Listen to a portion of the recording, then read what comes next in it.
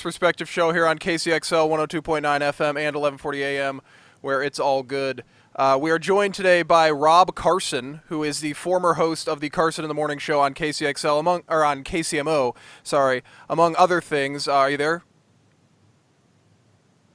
Rob? Yeah. I'm sorry. It cut out for a second there. It's Rob Carson. Hello. How are you, my friend? How you doing? So I had you on. I was a little worried there we lost you. But so why don't you kind of go ahead and talk about what you've done in the radio business and everything like that before we really get into the bulk of the stories? Dylan, first of all, it's a real pleasure to be on the air with you. You are a self-taught broadcast prodigy. I admire you greatly. I most recently left KCMO Talk Radio in Kansas City, where I worked a couple of years. Since then, I built a home studio, thanks to your inspiration, by the way. I started writing for a man, maybe you've heard of him. His name is Rush Limbaugh. I started writing for Rush in 1990. After graduating from Northwest Missouri State, I write political satire, among other things. Since then, my career has meandered across the country from Minneapolis to Cincinnati to Washington, D.C., most recently in Kansas City. So I am a political satirist. I am a blogger.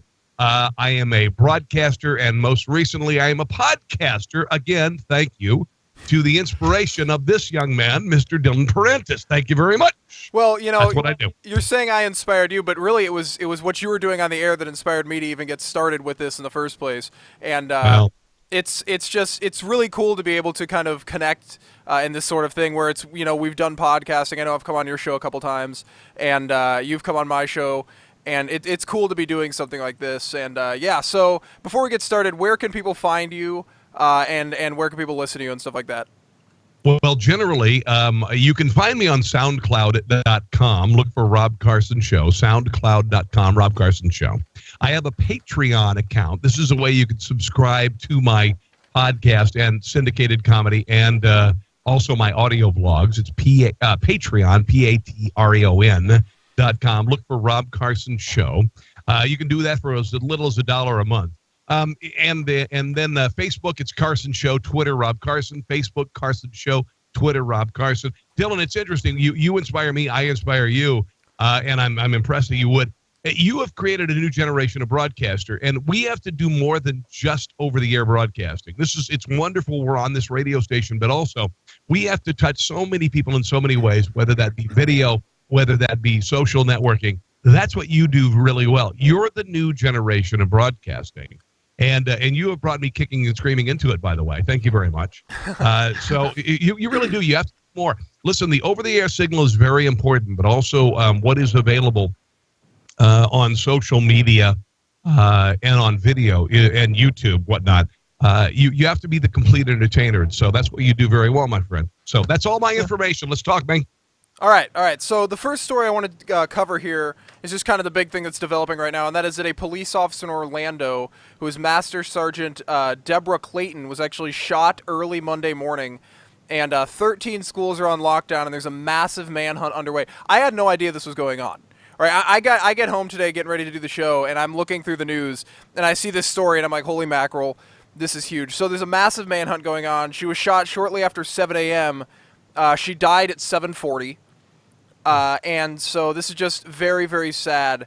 But, this is an ongoing investigation right now. They're having a massive manhunt. Schools are on lockdown. So that's just an update right now. And any more, if we have any breaking news during the course of the radio show, of course, we'll bring them to you guys. But this is a massive manhunt that's going on. But my question is, I hate to bring it full circle here, but do you think we're going to get a little message from Obama about anti-police goings-on in the United States?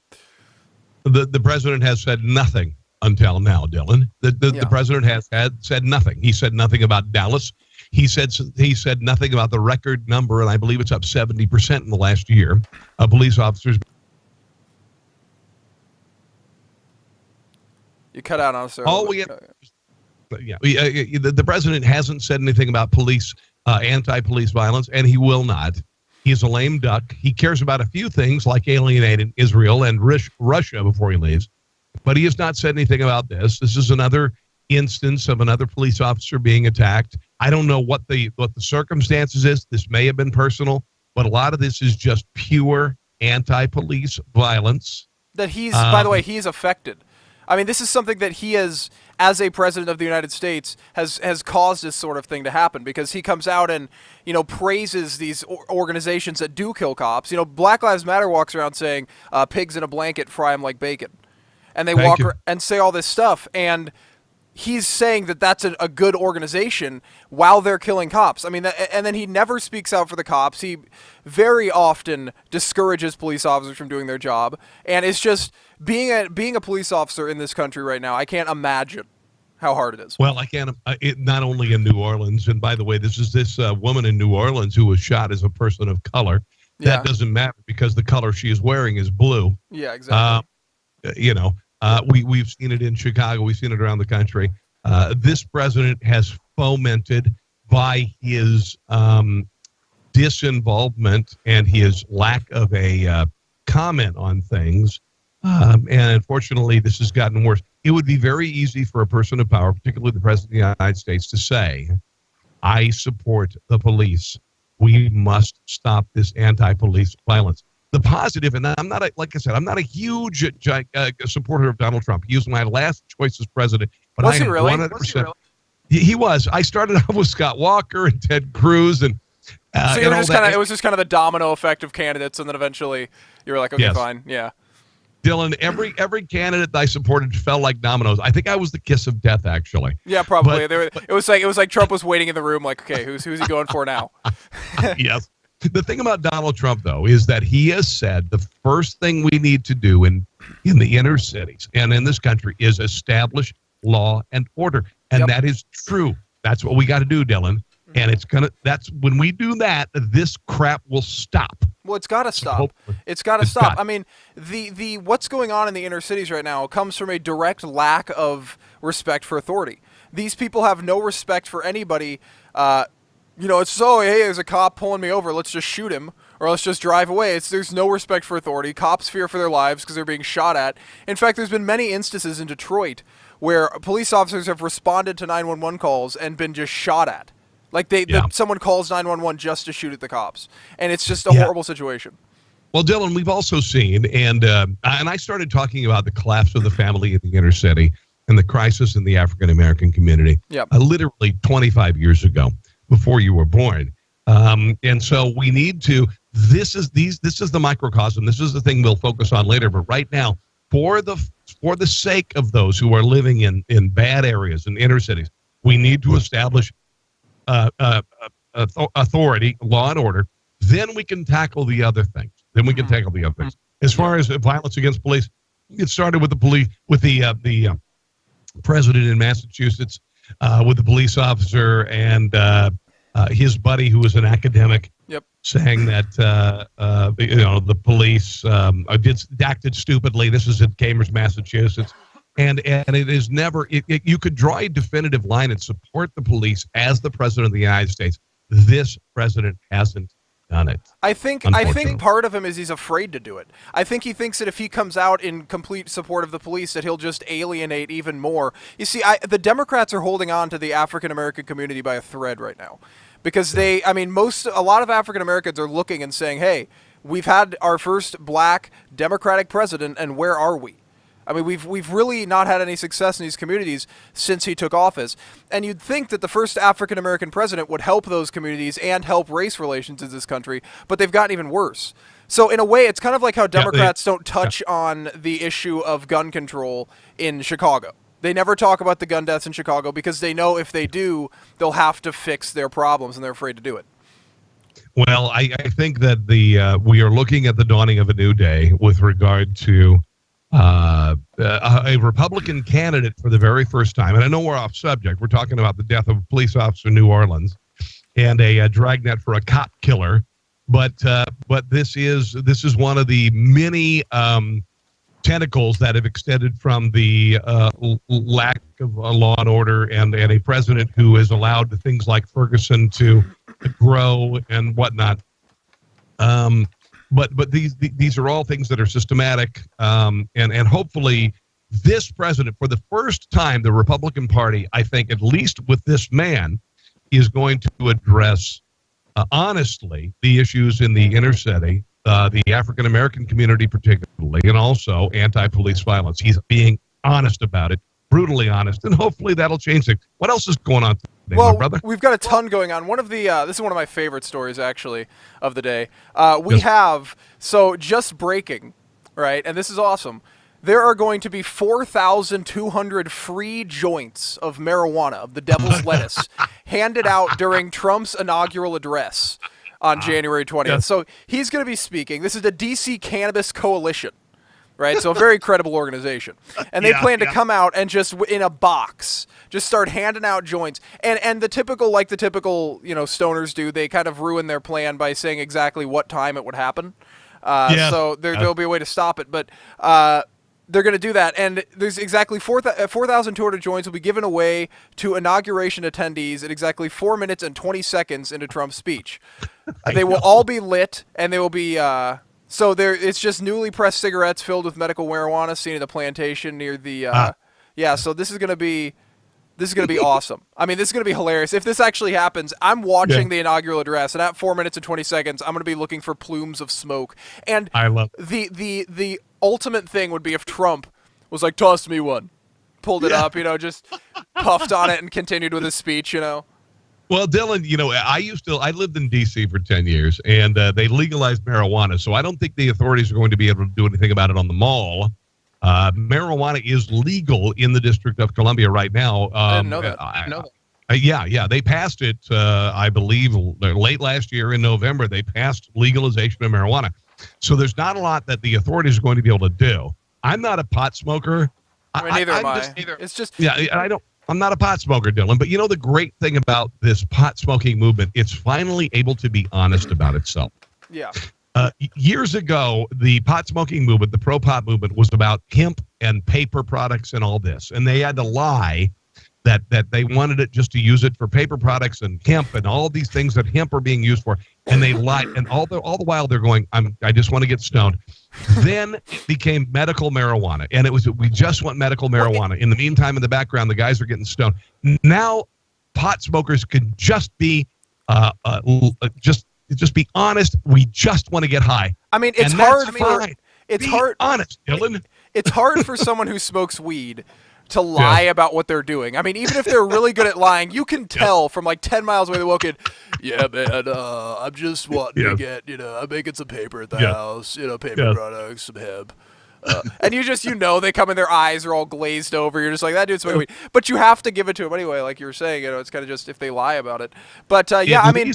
They can just be honest about it now. We all know that the only reason why the pot legalization, folks, it's not about medical marijuana and cancer and all this. Although I do believe that if you have cancer, what's better, having cancer or having cancer stoned? If you want medical hemp oil for epilepsy, dear God in heaven, you shouldn't have to move out of the state you live in. But at least they're honest and now could admit they just want to get high. But one of the biggest issues with the whole legalization movement is that we have it's just like we have so many problems in this country, like alcohol and cigarettes and everything. And so it's kind of like we're just throwing another problem on top of it when we legalize weed. It's like we're not even prepared to deal with alcohol. I mean, we've got so many deaths from alcohol-related incidents. And then it's like, okay, well, let's just throw something on top of it. You know what I mean? And I think it's a slippery slope to just the dumbing down of society in general, in a way. I understand. And like I said, I'm not a pot smoker, but I don't think anybody smoked a joint and said, I'm going to go hold up a convenience store because I'm high. It's generally, I want to go to the convenience store, get some Little Debbie snap cakes and some Doritos, then go to Taco Bell and give you a hug. Well, see, the difference is, though, is that the people who are holding people up at the convenience store are the people selling the drugs, which I think that there will still be people selling drugs to avoid the taxes, because the taxes are going to be so high on them. I think you're not going to see that much of a decrease in the illegal drug market for marijuana, even when they legalize it. I think you're going to still start to see... Listen, I get you, Dylan. I think you ought to leave it to the states. I think you are a Republican, and that means that you are a states' rights person. So I think as far as marijuana, I don't believe in legalization. I don't like legalizing. Decriminalizing. If you have some weed, you get caught with a joint, you should not go to jail for it. Oh, absolutely not. Yeah, man. So I think we're on the same page there. Dealers are different, though. That's a completely different story. Exactly. I don't think drug abusers should be going to jail, because I think they have so much It's kind of like it's an illness to them in a way. The fact, like Yeah. someone who's addicted to heroin, don't throw them in jail. Throw the person who's giving them the heroin, because that's literally providing a substance that could kill them. You know. Well, as far as legalized weed in Washington D.C. and Donald Trump's inauguration, for all of the Democrats and the liberals who are whining about Donald Trump, maybe you should just take a hit off that joint and chill the hell out. That's what they need to do. That's what they need to do. I want to see Elizabeth Warren down there. Maybe get Hillary Clinton, whatever. I mean, and it might help Meryl her. Streep. It might help Hillary Clinton. If she starts having to have another collapse attack on the way to the van, they'll be like, no, it's okay. We saved one. She's puffing on it, then all of a sudden she's super Hillary flying around. It'd be awesome. Yeah. But yeah, no, I'm totally, again, I'm in favor of people being able to choose what they do freely, but at the same time, I do see there's consequences to it, and just I get you. Yeah. I get you. But I'm going to tell you, Dylan, alcohol and prescription opioids, those are massive problems in the country compared to weed. smoking. Yeah. Dude, I get it. I don't know what the solution is, honestly, my brother. I mean, the solution is just to let people choose. You know, don't let the government try to manipulate anything you do. But anyway, so moving on with the, I need some like sound, little like music things to segue the segments here. But Okay. Well, I don't have any, but I'm just saying like. Well, I can give them to you if you want them. All right, let's play one. Let's just play something random. Let's just do a little All right, segment change here. Hold on. I need to go to my. I've got a custom bunch of kick-ass music here. Let me go ahead and add it to your show. You ready for this? Here we go. All right, here we go. Let's do it. This.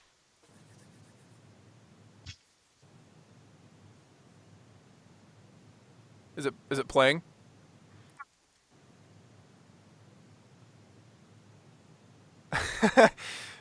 Rob? Yes, sir. I don't think it played. Oh. Oh, there it goes. It played for a second there, but anyway, just forget it. It was A for effort. Hear it or no? We could barely hear it for a second. It was a good effort by us, but it just collapsed. But anyway, so Senate Democrats are coming out against Donald Trump's nominee for private schools. Uh-huh. And I can hear myself echoing really badly right now. Oh, sorry. How about now? Now we're good. Okay, so U.S. President-elect Donald Trump stands with Betsy DeVos. Now, I don't know if you know who that is, but that's who he's nominating as Education Secretary. And she's essentially against what's been going on with the federalization of this sort of how there's like Common Core, everything like that, that's destroying the children in our country. If you look at the test scores across the board, kids that are educated in public schools are less intelligent on average when they get out than kids who go to private schools and Catholic schools or any sort of private school. But there are a bunch of Democrats lining up now to oppose this point. This appointment, I should say. And 6 of the 10 Democrats on the committee that will consider confirming Betsy DeVos attended private schools or have children or grandchildren attending private schools. So there's all these people, these 10 people coming out against Trump saying, oh, yeah, that's a bad choice because, we really need to have the education federalized. And then all these people, private schools, which is the epitome of what's been going on in Washington. I mean, this just shows how removed people in Congress are from the people of this country. I mean, they sit there, they tell us, oh, you need Obamacare. We need to have Obamacare. Meanwhile, none of them have to live with it. They talk about all these rules that they pass, they make us live with, all these taxes, all these fees. There's a lane on the way to, I don't know if you knew this in Washington, D.C., you probably do because you live there, but on the way to the Capitol that congressional officials can use, and they can speed. You can't be pulled over in that lane. Well, Dylan, the same thing happened in the Soviet Union. It is the bourgeois. It is the bourgeois versus the proletariat. I've been preaching about this for a number of years. That's what this election was about. This election was about those who go to Washington, D.C. and spend their entire lives telling us how to live ours. They live by a different standard. They drive in motorcades of limousines and SUVs, and they filled want with you to people drive with guns. Yeah, and they want you to have a crappy smart car. They live in mansions, and they want you to have poison light bulbs in your house. They are completely happy having $600 bottles of wine at state dinners while you get a SNAP card and you get welfare and you get your crappy Social Security. When they retire, they get a glorious benefit package that most of us only dream about. This is the whole deal. It's two classes, Dylan. This is not a surprise whatsoever. When it comes to private school, public school, they're perfectly happy sending your children to public school, and they send their children to private school. And this isn't about security. This is about they realize that public schools can be crap. And there are some great public schools. Don't get me wrong. I live in a great place with great schools. But there are people who in Washington, D.C. would never lower themselves to put their kids in public schools because they know that private schools are better and they pay for it. Yeah, so well, it's absolutely true. Everything, dude. It's so frustrating to see this because, and like you're saying, they're so just they're power hungry. You know, I think communism is the greatest. You know, what's the difference between communism and a cult?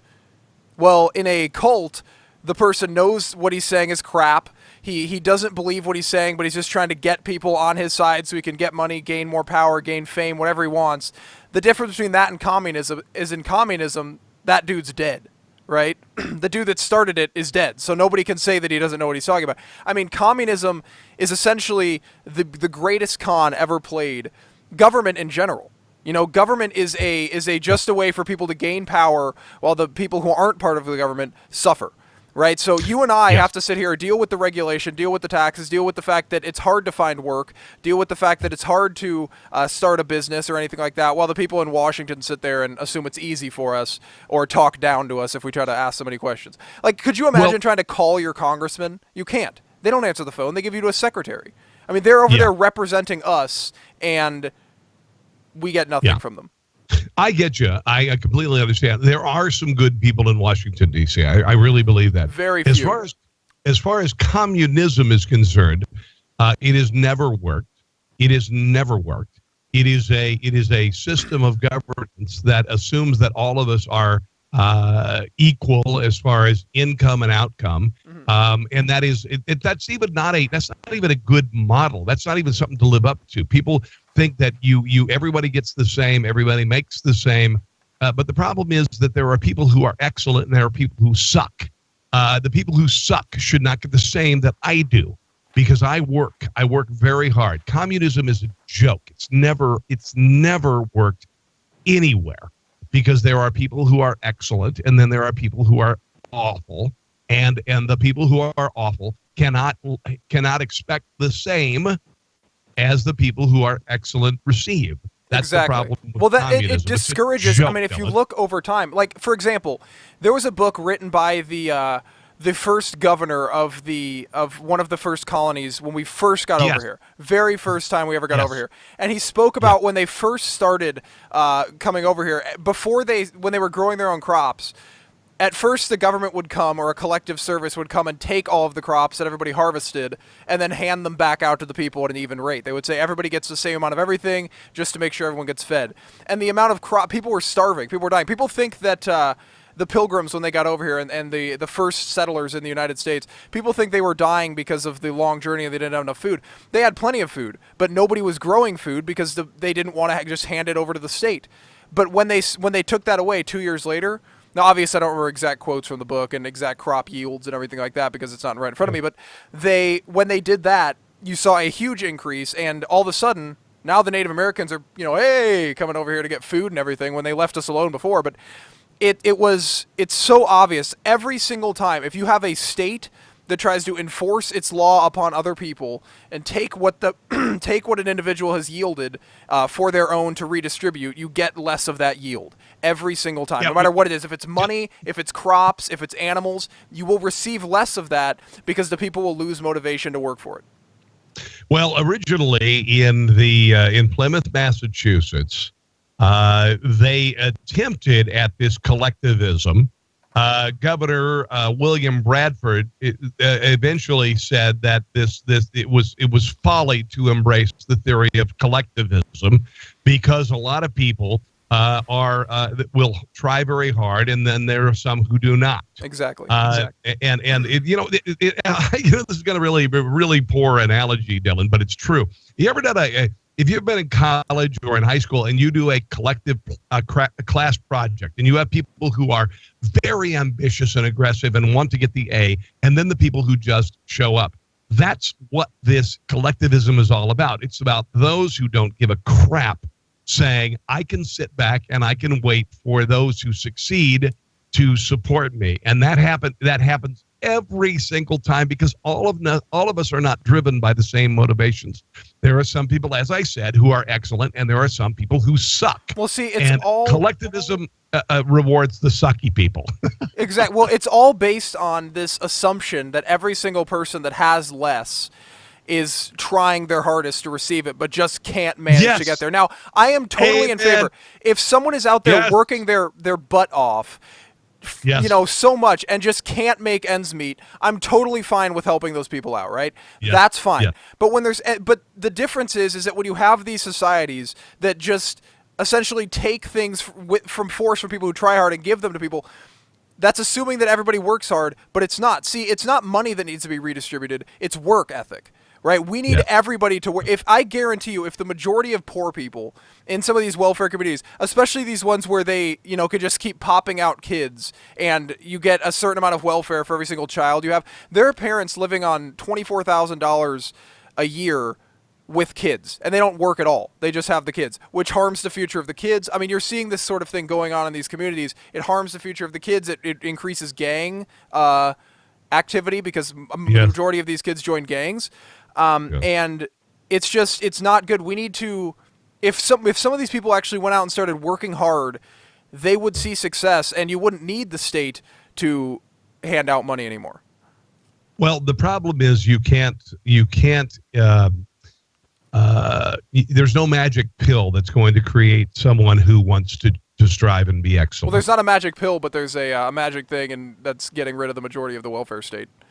Well, I know. I guarantee you, if you got rid of that, there'd be a lot of people going back to work, because they'd realize that they can't sit there. There's a lot of people who are perfectly able to work but refuse to because they don't have to. If I can't think of one person, if you were to say, hey, to anybody, I'll give you $200,000 a year to sit there, it'd be very hard to turn that down. You know what I mean? Yeah. It'd be very hard. Yeah. And so, I mean, that's how you make an economy work, is you need people working. The economy doesn't work unless people work. Yeah. Yeah. Well, it's I will tell you, as someone who is a member of a class of people who my job, your job, Dylan, as a broadcaster is rare air. It is very difficult, and you've got to be hungry. You've got to be hungry to stay in a job, let alone to work as a burger flipper at McDonald's or Burger King. So you have to be even more hungry for that. You have to be hungry for it, and you have to scrape for crumbs while you are going for the golden calf, or whatever the hell. So I don't know. There's no way to breed that into people, and unfortunately, there are some who are going to suffer. I think his oh, there you go. Are you back? There we go. Sorry about that. I hit the wrong button. But those who want to succeed should succeed. Those who do not care to succeed should not live the same standard you and I do. So it's absolutely not fair, and everybody sees it that way. But no, I'm just looking through some of these things here. These people, like Senator Casey, who's very, very much against Trump's nomination, received $60,000 over the years from the AFT and the NEA. There's another person down here, Senator Bennett, received $82,000 from teachers' unions. So these people that are, it's just, this is what happens to political systems. This is what happens in communism as well, like we were talking about before. When you start to see, it's just, it's no longer, it's not fighting for the people, it's fighting for the government and who's in charge of that. And it's totally unfair. Well, it's the same way with SEIU. Fortunately, SEIU has cut a bunch of positions because they realize they see the writing on the wall. Yeah. Teachers unions the same way. And the thing about the teachers unions, and God bless teachers, I love you very much. You do a great job, but you need competition to make you better. You need competition to make you better, because right now you're living in a false reality. You're living in a reality that most of us do not live in, and that is glorious, glorious government benefits, retirement packages, the whole deal. And it's going to get real in the next 4 years, as far as what you do versus what the rest of you and I do. You know, We got to drain the swamp. we have to drain the swamp. Thank you very much. It's going to be the swamp will be drained very vigorously. He's going to just pull the plug on and it's going to be drained. So moving on here, and I do like what you said about you. It's not the teachers, but I just want to make this clear. I rail against education a lot, public education. It's not the teachers I have a problem with. The teachers are just doing what they think is right for the kids, and a lot of the times, if you can't get a job, it's a lot of the times you get paid better at private schools and at Catholic schools and schools like that, but a lot of the times these teachers have a motivation to teach, and so they go there. I don't have a problem with the teachers. It's the curriculum that the government is forcing you to learn, where they manipulate historical facts, for example, a lot. Do you think any of the I didn't learn about the Plymouth County in Massachusetts and the collectivism. I didn't learn about that in school. They're not going to tell us about that because that's exactly what the government's doing. Kids would sit there like, that's what the government's doing. It would be so hypocritical for them to say that. But anyway, moving on here, we have a story from the FBI where they quietly released 300 pages of Hillary Clinton investigation records. Now, yesterday, the FBI released 300 pages of its records from an investigation of Hillary Clinton's private email server. This is the 5th release of Clinton investigation records from the FBI. The documents deal with the handling of computer hardware collected from Clinton's lawyer for the investigation and also contain emails from FBI officials discussing the classification of Clinton's emails. The FBI has previously released notes from interviews it conducted during its investigation of Clinton's handling of classified information. FBI Director James Comey declined to recommend that Clinton be charged in this case. Loretta Lynch accepted that advice. So this just shows, I mean, I'm looking through this whole thing, and I'm trying to find the... the interesting right before the show. I don't know if I told the audience this yet, but I didn't really have time to go through and highlight the important stuff because I went upstairs to get the information that I had printed off, and my printer had just spit all of the papers out on the ground. I had to get them organized. We had like 5 minutes. I was texting Carson trying to get everything ready, and at the same time, I was organizing my papers and eating a sandwich. So it was just a total catastrophe. But I'm just going through, and what I'm seeing in here is that they are politicizing the entire thing. They have emails from lawyers. They have emails talking about the fact that things were classified, and they're changing the definition of what classified is, and it's absolutely insane. Absolutely insane.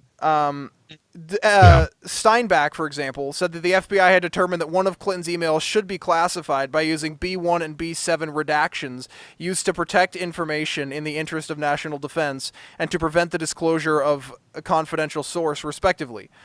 They, instead of doing the B7, which is what they were supposed to do, Kennedy asked him to make it B1 instead, he was part of this whole thing. So they've been doing this. They've been manipulating the level of classification to make sure Hillary Clinton did not get indicted for this crime. It is a giant steaming load of crap. That's what this has all been about. Mm-hmm. It is about two classes of people, as I mentioned earlier, those who live in mansions versus those who want us to live in tiny houses with poison light bulbs. Exactly. The same way goes with the justice system in this country, Dylan. This woman set up a private server because she sold the State Department. That's it. There's no debating it whatsoever. We're going to find more about it, and all we have to do is wait for the government, if it decides to, the Justice Department, to pursue what should be pursued, and that is a person who abused the office of Secretary of State to her own advantage. Unfortunately, there is so much cronyism in Washington, D.C., probably nothing will be done about it. That's the issue. Yeah, we're not going to see anything done. There's never going to be... It's kind of like they live in a different reality, like we were saying before. Nothing is going to happen. Nothing is going to change. I mean, we're going to have to wake up tomorrow morning and realize that Hillary Clinton is still walking around freely. It's such a shame that we live it, because I think it ruins the reputation of the entire government. I think when you have people like Hillary Clinton and Harry Reid and all these people who abuse their position and abuse the power that they have, you start to see this sort of hatred for the government. And it's just, I think that's why one of the big reasons Trump won. You know, and we've talked about this a lot, but it's one of the major reasons. Dylan, this is what I said. I Yeah. told you, people are sick and tired of people being told, of people in Washington, D.C. spending their entire lives telling us how to live ours. That's the root of it all. Unfortunately, is affected the justice system to the point that those in power are immune. When was the last time you saw somebody, and listen, there are thousands of people who are employed on Capitol Hill. When was the last time you saw a lawmaker, a senator, a congressman, one of their pages, one of their assistants being perp walked for criminal activity? Either they're the most pure people in the history of mankind, or nobody will touch them. I would venture to say nobody will touch them just because who they are. Oh yeah, it's almost a death sentence to go after Hillary Clinton. I mean, it literally is a death sentence. You get killed. Well, You know, let's not go as far to say it's a death sentence. It's more of a suicide sentence. You know, 6 shots to the back of the head. Kill yourself. You know, because that's how people kill themselves. It's like they think we're stupid. It's like they know. You know, it's like, well, Hillary Clinton's top aide, who allegedly leaked the information to WikiLeaks, found that he killed himself by shooting himself 6 times in the back of the head. It's like, who does that? Who goes to the back? It's just nobody. You know, it's just it's like, but they think we're stupid. Well, that's another story of those who were left behind by the Clinton administration. And I started writing comedy for Rush Limbaugh during the first Clinton administration, and there is a body count, but we won't get into it right now. Yeah, exactly. There's a huge body count, massive body count. I think there were just like 5 people close to Hillary Clinton that died before the election in general. So did you hear about Meryl Streep yesterday? Oh, you know what? I did not watch the Golden Globes. I heard she was quite insufferable yesterday. Yeah, crying. Yes. I heard I was laughing the whole time. Well, I also heard, and I didn't see this, Dylan, there was a tribute to, and I posted this on Facebook, a tribute to the president. Now, normally during an award ceremony, if it were a Republican administration, there's no tribute. But apparently last night there was a couple-minute montage of the greatness of the dear leader, I should say. Oh, yeah, I saw Barack that, yeah. Obama. Did you see that? Actually, I made a really funny reaction video to that's coming out of my YouTube channel, Dylan's Daily Show at 2:30 today. It's I just go over, it's my favorite Obama moment. And there's not one person on the video saying anything about any sort of policy. It's all like, well, I was very impressed when he walked out on stage and being the first African-American president. And it's like, well, I was very impressed when he came to my school and responded to my letter. And it's like, okay, well, what about those people who are so impressed with their healthcare premiums that have been skyrocketing? The people who are, not able to find work.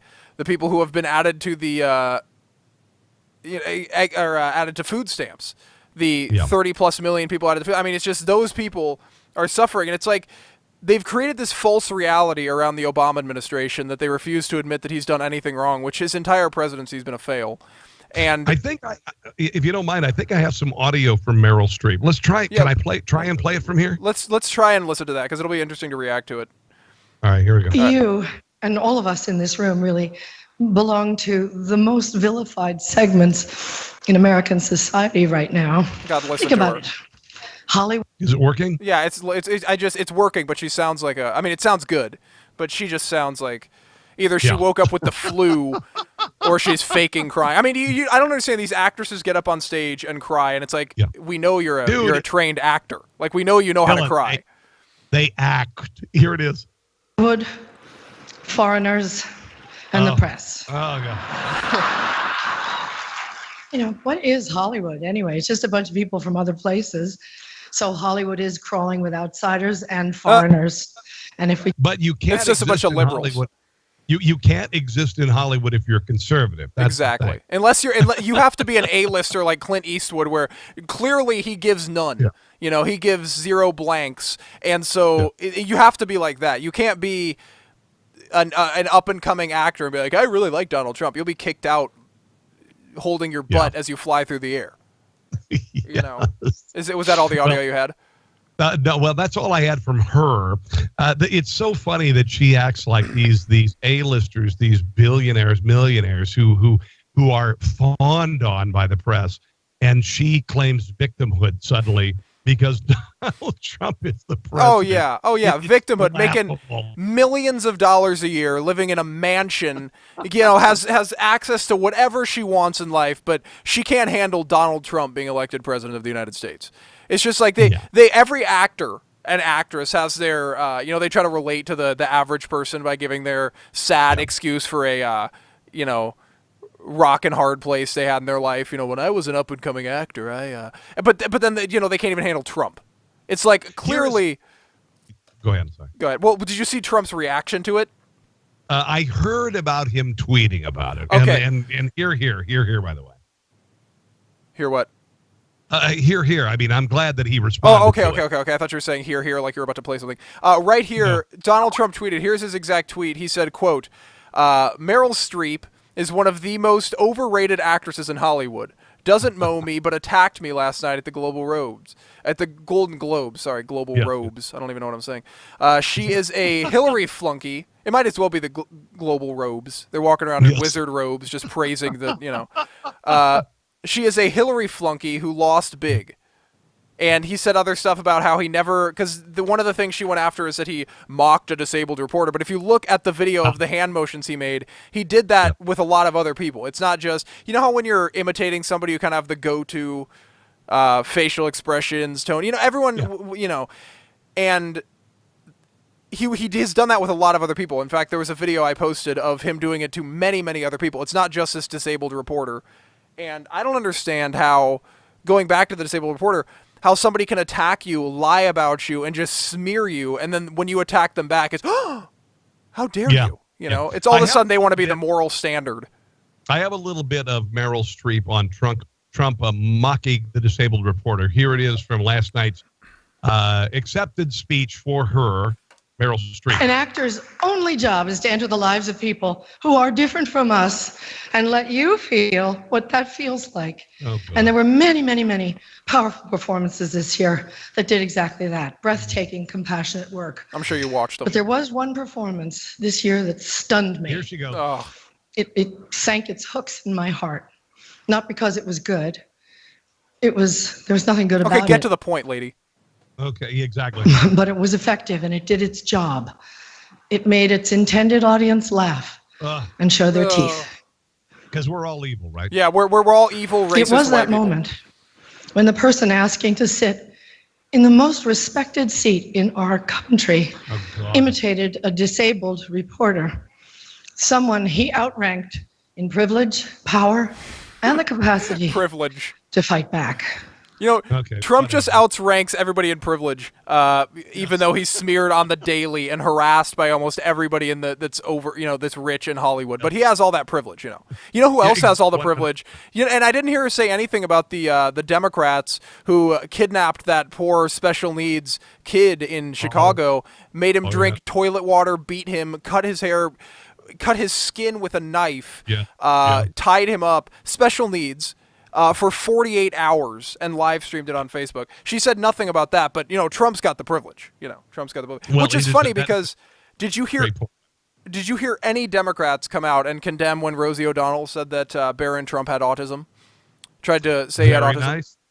That is a terrific point. It is true. They're very selective in their outrage, Dylan. Yeah, oh God. They really are. Yeah. Yeah, it's funny. It's they try to act like they're bipartisan, like, oh, I just don't like Trump because I realize what about. Then you look back and she's got pictures like hugging Hillary Clinton. It's like you kind of lose. It's like when all these those rape victims, quote unquote, came out against Donald Trump, and there were a couple of them that were friends with Hillary Clinton and close to Hillary Clinton. All of a sudden now coming out. By the way, what happened to all those women that accused Trump of rape? Where'd they go? Well, because they're only, like I said, you're only. If it's Bill Clinton raping you in a hotel room and leaving your mouth bloody, that's perfectly fine. Yeah, you have to forget about that. Just get over it.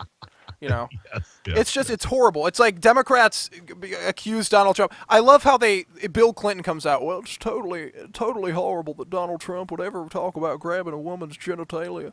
I just couldn't imagine supporting. Meanwhile, he's sitting there. All right, Monica, come on back. Come on. Into the back room. Like, it's just, do you realize what you're saying? It's like they think we're stupid. And a lot of them, I should say, are. I think liberals are pretty unintelligent when it comes to this sort of thing. But it's so disgusting. And speaking of disgusting. Yes, sir. Speaking of disgusting, Caitlyn Jenner wants to pose nude in 2017. Oh dear Lord! I don't know if you heard about this. I almost threw up. I almost had to cancel the show. I was almost headed to the ER, throwing up. But TV personality Caitlyn Jenner attends the 27th annual GLAAD Media Awards, and she was speaking. The 67-year-old. By the way, for 67, she does look pretty good. She's a very attractive person.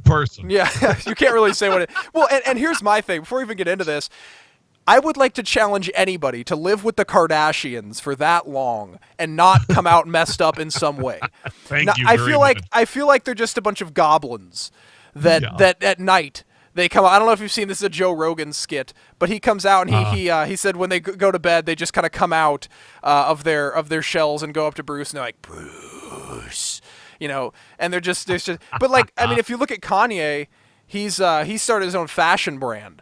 I mean, he's starting to go down the hill too, And it's just, I feel like living with the Kardashians is a chore on its own, and eventually he just. But anyway, so we've got about 5 minutes left, so a couple more stories here. But the 67-year-old former Olympian athlete and reality star plans on doing a nude photo shoot this year, according to a new report by Naughty Gossip. Nice. So yeah. Well, she's apparently with MAC Cosmetics has introduced a line of cosmetics, and I posted this on Facebook because. Listen, if you want to do it, fine. But what woman wants to go, I want to look like a transsexual? Does the average woman want to look like a transsexual?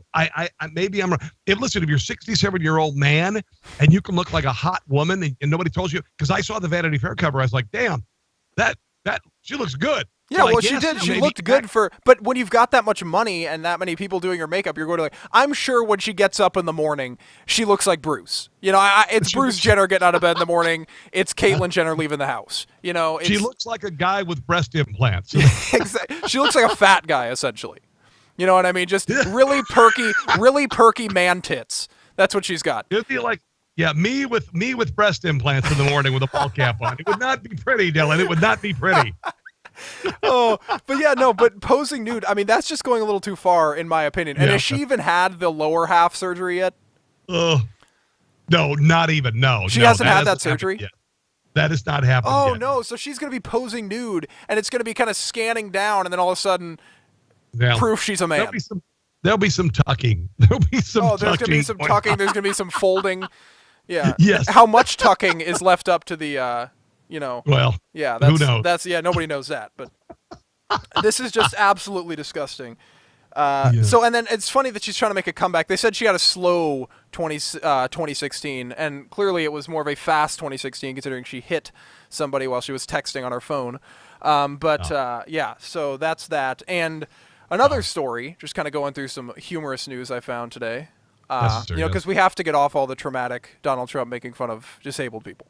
We just have to, because we have to kind of give, because I know how emotionally distraught the people are. A routine traffic stop for one Texas man turned into a nightmare when police mistakenly thought a half pound of kitty litter was methamphetamine. Oh. Yes. Did you heard about this? I did. I just heard about it a little while ago. Yeah, the police arrested him on drug charges and sent out a news release of a drug bust and put up a mugshot for the world to see him. They're calling him a drug kingpin or a drug lord. The dude was just trying to have fun with his cats. This is just proof that cats are the worst animals. They do nothing good for you. They hate you, they bite you, they hide from you, and then they get you arrested on methamphetamine charges. Yeah, cats are awful. Yeah, it's just there's no benefit to cats.